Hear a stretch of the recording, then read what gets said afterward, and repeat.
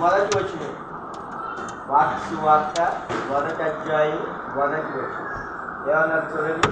దేవుని కుమారుడైన యేసుక్రీస్తు సువార్త ప్రారంభం. అంతే, దేవుని కుమారుడైన యేసుక్రీస్తు సువార్త ప్రారంభం. 15వ వచనం, కాలము సమీపించుచున్నది, ప్రభు సువార్త ముందు ఆయనే చెప్పుకున్నాడు, ఆ తర్వాత మనం చెప్పుకున్నాం. ప్రభువే ముందు చెప్పాడు. అసలు ఫస్ట్ సువార్తికులు ఎవరు? ఆయనే.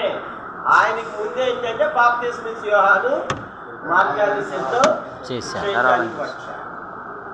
కనుక ప్రభువే ముందు ఆయన సువార్తనే ఆయనే చెప్పుకున్నాడు. అంతేకాదు, ఈ సువార్త ప్రభుతో ప్రారంభం, ఎప్పుడుతో ముగింపు? అంతే, పర్యంతం. సంఘం ఎత్తబడి రాకడతో కృపా సువార్త ముగించబడదు. శ్రమ దినాల్లో అది వేరే సువార్త కాదు, మంద కాదు. కనుక ఈ కృపా సువార్త ప్రభు రాకడ వరకు, ఆయన సంఘం ఎత్తబడే వరకు మనందరం చేయవలసిన బాధ్యత ఉన్నది. అయితే ఎలా చేయాలి? భక్తుడైన పౌలు గారు సువార్త ప్రకటించుటే నా జీతం, సువార్త ప్రకటించకపోయినా నాకు శ్రమ. అయితే రోమాపత్రిక 1వ అధ్యాయంలో ఉంది, నా వంతులో మీకు మీరుగా నాకు నేను. ప్రభు ఆయన ఏ విధంగా ఆయన వంతులో ఆయన సువార్త ప్రకటించాడు. గ్రామ యూదయ, గలిలయ, సమరయ ప్రాంతాల్లో సువార్త ప్రకటించాడు. మనం కూడా ఒక సంఘంగా, సేవకుడిగా సువార్తికులు అని మనకు పేర్లు ఉన్నాయి. ఫలానోళ్ళు ఫలానా సువార్తి, ఫలానా సంఘంలో సువార్తికులు ఉన్నారు. అసలు వారి పని ఏంటి? ప్రతిరోజు చేయాలి సువార్త. ప్రతిరోజు ఎక్కడ ఒక వ్యక్తిగతంగానో లేకపోతే ఇలాగానో లేకపోతే ఏ విధంగానైనా సరే వాళ్ళు ఏం చేయాలి? ప్రతిరోజు సువార్త. అయితే ఈ సువార్త ఏమవ్వాలంటే ఫలించాలి. దశలోని పత్రిక 1వ అధ్యాయంలో సర్వలోకములో ఫలించుచు. ఫలించాలి. సువార్త అంటే ఏంటి? మనం ఫలించటానికి మనం ప్రార్థన చేయాలి. అనేకులు రక్షించబడటానికి మనం ప్రార్థన చేయాలి.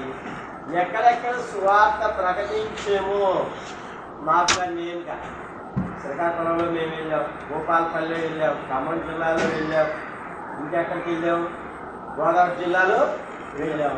మనం ఏం చేయాలి? మన వ్యక్తిగత ప్రార్థనలు అది ఫలించాలని మనం ఏం చేయాలి? ప్రార్థన చేయాలి. వెళ్ళొచ్చాం, మంచిది, దేవుడు మనకి ఇచ్చిన భారం. అదే సమయంలో మనం ఎప్పుడెప్పుడు ఎక్కడికి వెళ్ళామో ఆ సువార్త ఫలించాలి అని ఒక సువార్తికుడిగా ప్రార్థన చేయాలి, ఒక సేవకుడిగా ప్రార్థన.